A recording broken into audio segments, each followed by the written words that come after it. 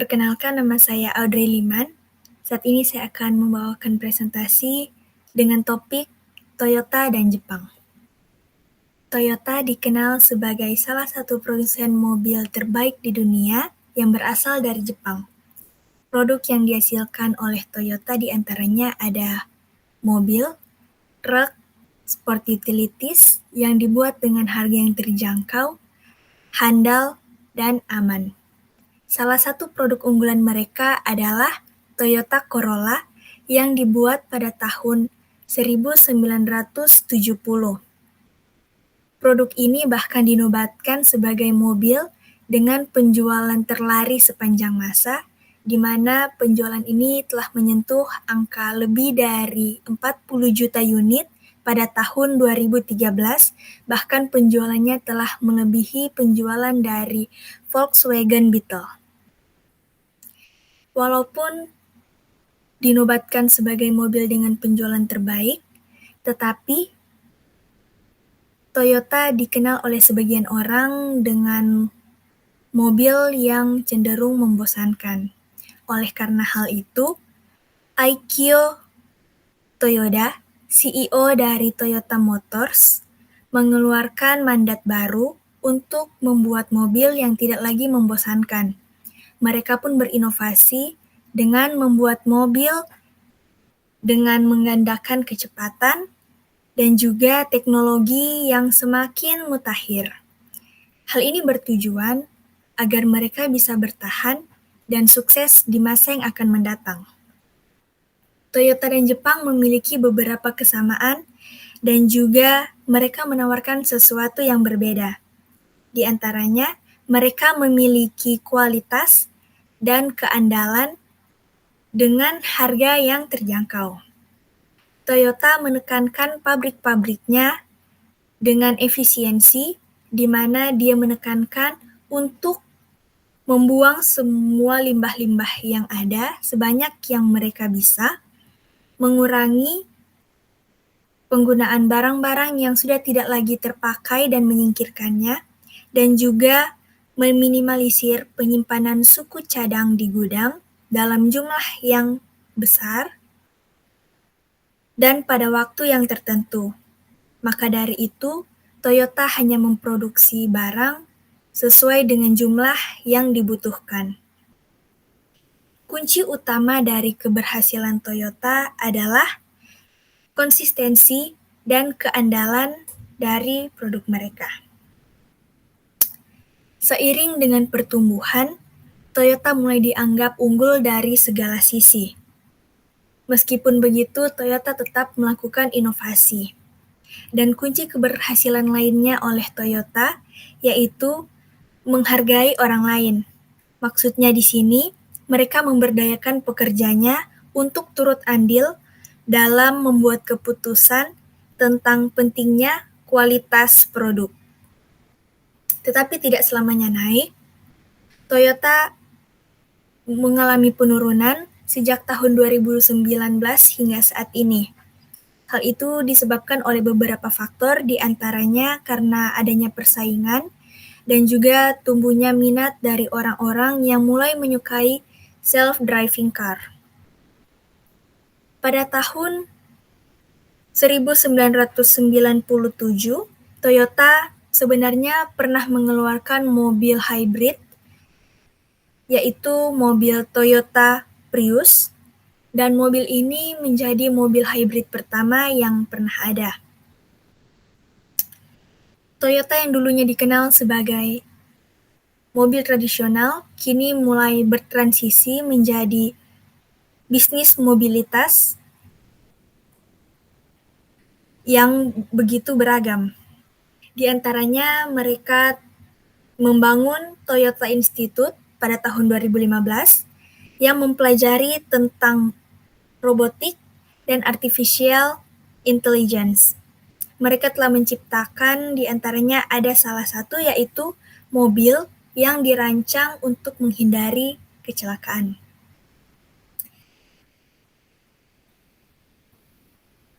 Setelah Perang Dunia yang Kedua, Jepang mengalami beberapa kesulitan, di antaranya kesulitan dalam keuangan, dalam sumber daya atau supply, dan juga lapangan pekerjaan. Mereka kesulitan dalam membangun pabrik-pabrik.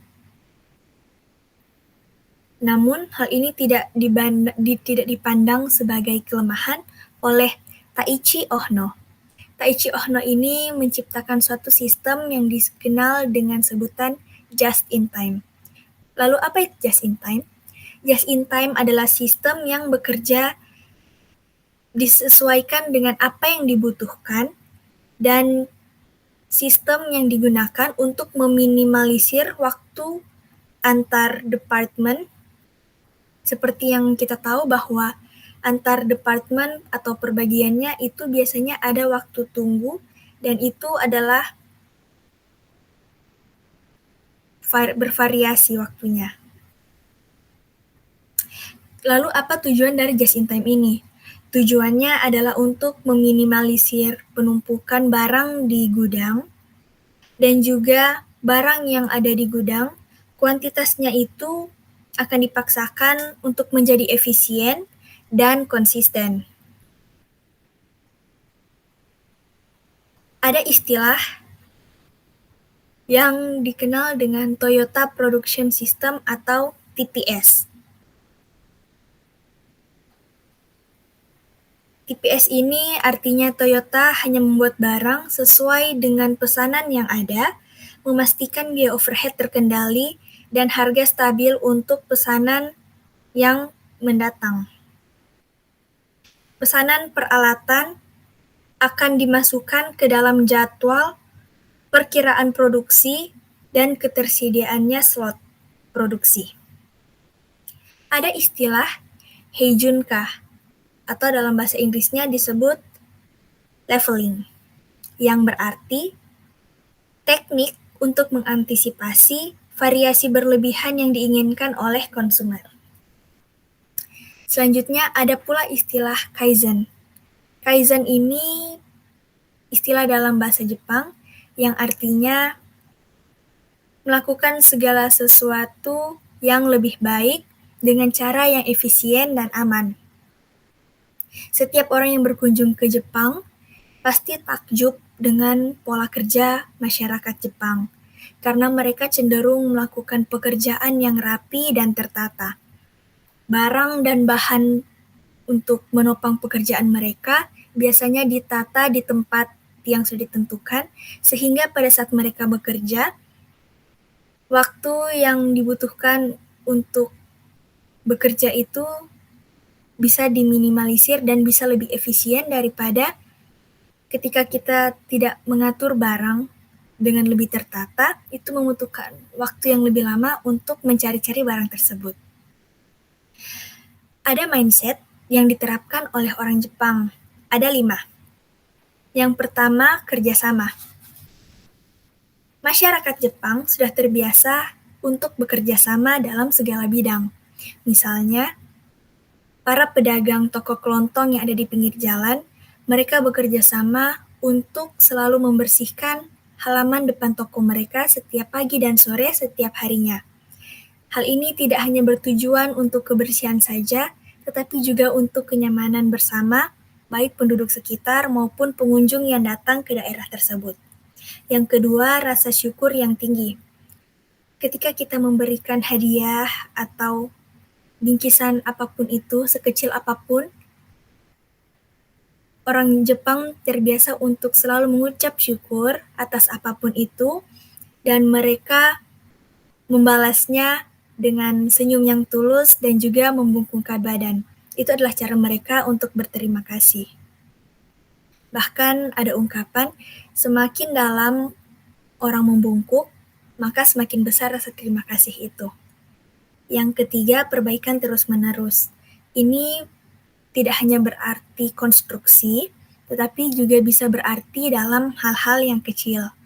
Misalnya, orang-orang di Jepang selalu memikirkan cara agar kiranya bagaimana caranya sehingga orang-orang bisa lebih tertarik untuk datang, bagaimana orang yang datang tersebut bisa merasakan kenyamanan dan juga aman, dan merasa bahagia ketika datang ke tempat itu. Pada Perang Dunia yang Kedua, Jepang mengalami keruntuhan bahkan habis musnah karena peristiwa bom atom yang menimpa Nagasaki dan Hiroshima. Tetapi dalam kurun waktu 40 tahun kemudian, Jepang berhasil tumbuh kembali. Bahkan pada tahun 1980, Jepang dinobatkan sebagai negara dengan pertumbuhan ekonomi terbaik. Kemudian mindset yang keempat yang dimiliki oleh Jepang adalah partisipasi. Jepang mendorong masyarakatnya untuk turut aktif dalam mengikuti kegiatan-kegiatan organisasi maupun kelompok-kelompok untuk mendorong partisipasi dari masyarakat. Salah satu partisipasi besar mereka adalah mereka sering mengikuti pertunjukan seni, acara-acara seni di daerah setempat. Selain dalam upaya untuk mengembangkan dan mempertahankan budaya mereka, tetapi juga dalam upaya untuk menghibur sesama mereka dan juga sebagai kunci dari kebahagiaan mereka. Dan yang terakhir, mereka memiliki filosofi, kesempurnaan itu tidak pernah tercapai, tetapi keindahan dan kegembiraan bisa diciptakan dimanapun. Bisa kita lihat bahwa di Jepang, dari segala penjuru tidak ada yang kesannya terlihat terkebelakang, bahkan di gang sempit pun, daerah yang jarang dikunjungi pun tetap masih terlihat indah karena mereka memang memiliki mindset untuk selalu menciptakan keindahan dan kegembiraan dimanapun mereka pergi dan berada. Jadi,